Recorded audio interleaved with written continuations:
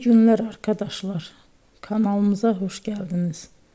Bugün yine sizler için yepyeni videolarla karşınızdayım. İki başarılı oyuncularımız Elçin Sangu ve Barış Ardus'tan güzel paylaşımlarını sizler için hazırladık. Elçin Sangu, Sevdim Alabora, Yalancı ve Mumları, Kiralık Aşk, İyi Günde Kötü Günde bu dizilerde rol almış ve herkes tarafından çok beğenilmiştir.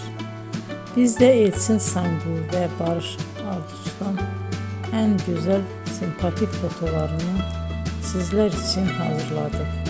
Bu karelerin devamını istiyorsanızsa emeğe saygı olarak kanalımıza abone olup yorum yazmayı unutmayın arkadaşlar.